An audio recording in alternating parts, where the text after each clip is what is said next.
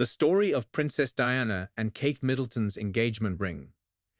A sapphire surrounded by diamonds, the world's most famous engagement ring, and almost any woman knows precisely who wore it in the past and who wears it now. In February 1981, Prince Charles made an unusual gift to his newly betrothed. No, you didn't guess it. It's not that coveted ring with the mesmerizing blue sapphire.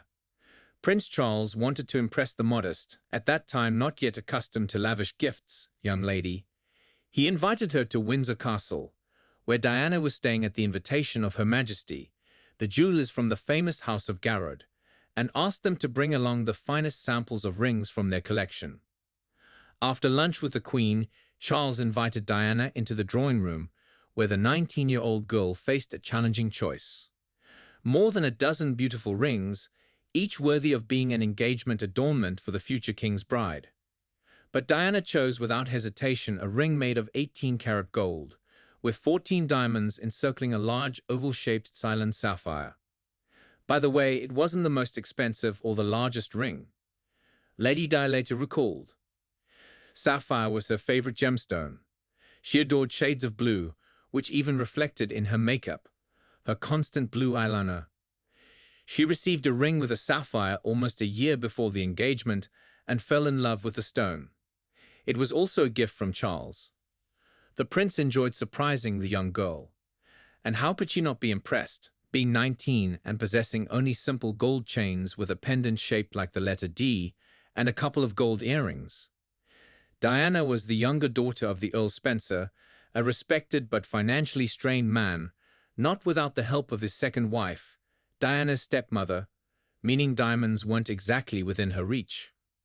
According to Diana's recollection, before the engagement, her wardrobe consisted of one long dress, one silk shirt, and one pair of gorgeous shoes.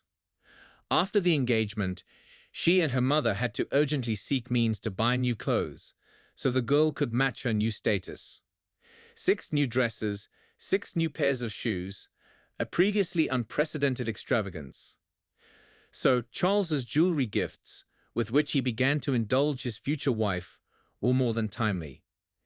In 1981, even Charles himself believed he could love the girl chosen for him. Without illusions, the choice was not solely the prince's, but he accepted it. Gifts were what he loved and knew best. And of course, the engagement ring was one of his most generous gifts to Diana. Its value at that time was £28,000. Today, considering inflation and other factors, it's over £110,000. Diana's unconditional favorite passed through both the fire of her explosive temper and the ups and downs of her life. According to Michael Colborne, former personal secretary to Prince Charles, Diana once threw the engagement ring at her husband during an argument. This happened in the same year, 1981, in the autumn. And it was hardly a singular instance during their long and unhappy marriage. Diana parted with the engagement ring in September 1996, even after the official divorce from Charles. The decree of the marriage dissolution between the Prince of Wales and Lady Diana was dated August 28, 1996. She didn't want to take it off until the end. It reminded her of the hopeful times. The last time Lady Di appeared in public with a sapphire ornament was in Eton, at the college where her sons, William and Harry, were studying. It was on September 5. Charles was also there, and a few days later, the ring disappeared from Diana's finger. According to the terms of the divorce, Diana was supposed to return the engagement ring and several other pieces of jewelry to the royal household. Not such a huge sacrifice. £20 million. Not bad for a former nanny. Diana joked about the settlement she received during the divorce, not counting other privileges left to her as the mother of the heir princes. However, as it turned out, the sapphire ring never made it to the royal treasury. An interesting fact, if Prince Harry had married before his elder brother, the story of the sapphire ring would have had a completely different outcome, and possibly not as sensational. When William and Harry came to Kensington Palace after Diana's death, they were allowed to take something from her jewelry collection as a memento.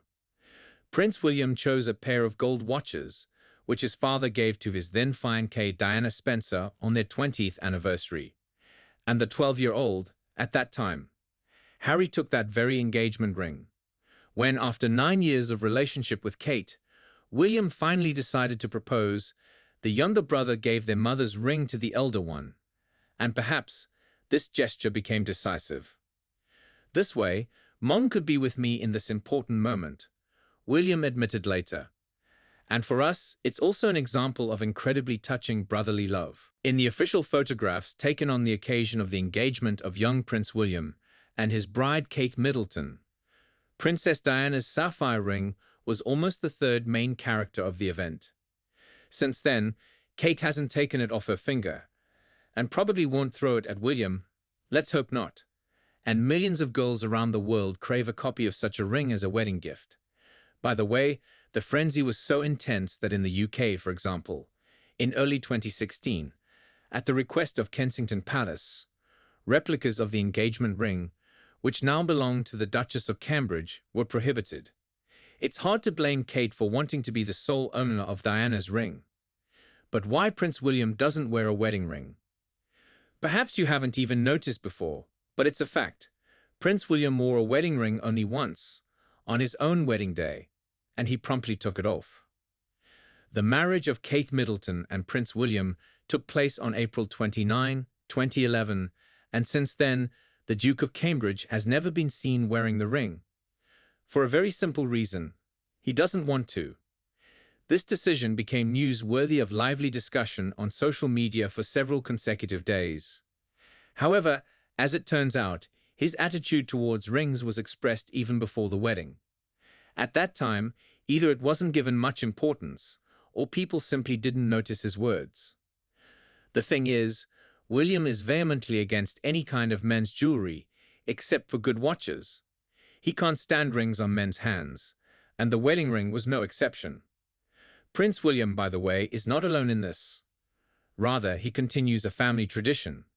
His grandfather Philip, husband of Elizabeth II, prefers not to wear his ring, and his father Charles hides it under his signet ring on his little finger, where it's not visible, which often leads to conclusions that the Prince of Wales also disregards this symbol of marriage.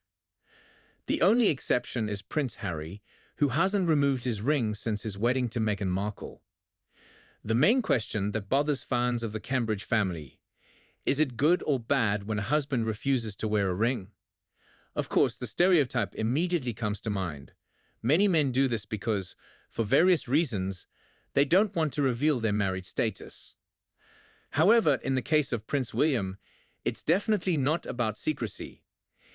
It's unlikely you can pass as a bachelor when 26 million people watched your wedding and your wife is a style icon. The Duchess of Cambridge reportedly has no issues with her husband's decision, and in a way, speaks for both. The beautiful sapphire engagement ring, William's gift, never disappears from her ring finger.